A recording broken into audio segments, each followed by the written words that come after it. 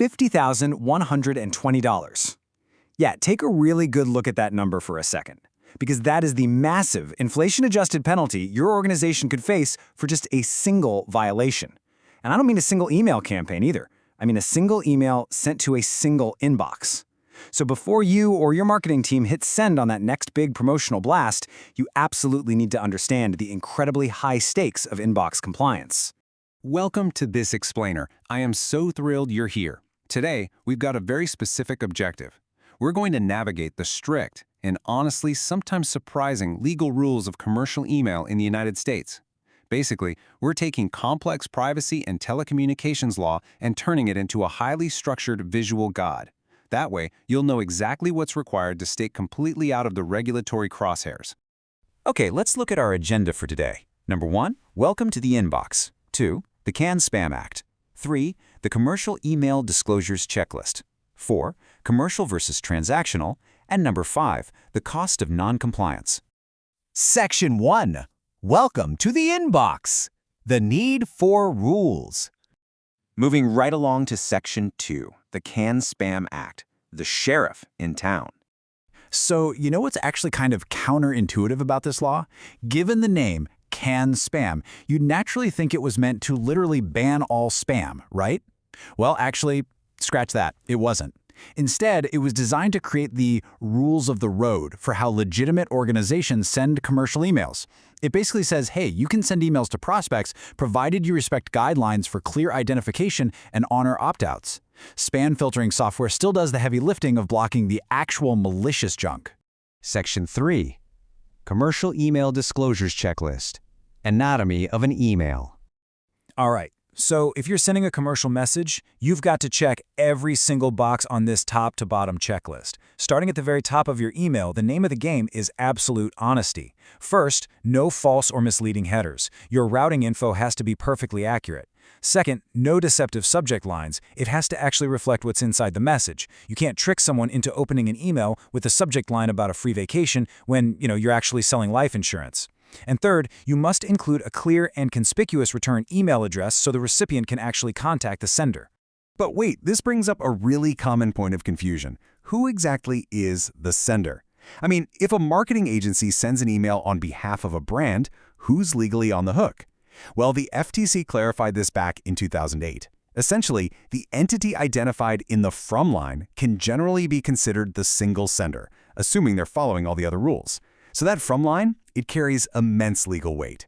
It absolutely must identify who is initiating the message and whose product is being promoted. Let's keep moving down the checklist into the body and the footer.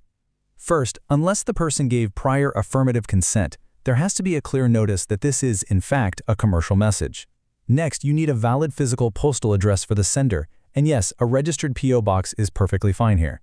Finally, and this is absolutely crucial, you must provide a clear, conspicuous, and cost-free opt-out mechanism. No hidden processing fees, no weird hurdles. You literally cannot charge a fee for someone to leave your mailing list. And listen, once a user actually clicks that opt-out link, the clock starts ticking. The law strictly prohibits sending commercial emails to someone who's asked to stop after a specific grace period, and that grace period is exactly 10 business days. So, you've got to have the back-end systems in place to process that request and completely scrub them from your commercial list within that 10-day window. No exceptions. Section 4. Commercial versus transactional. Understanding the difference. Now, there's a massive legal nuance here that we really need to cover. The entire FTC framework relies on determining the primary purpose of your message. If the primary purpose is advertising or promoting a commercial product or service, boom, it's commercial, and that heavy checklist we just built applies. But if the primary purpose is just facilitating an agreed-upon transaction or providing a relationship update, then it's considered transactional, and that means it's exempt from the heavy commercial checklist. Though, quick side note, it still can't have false routing info. Let's ground this in reality for a second. Here are the specific scenarios where an email is legally considered transactional. Confirming an agreed-upon transaction, like a digital receipt, transactional.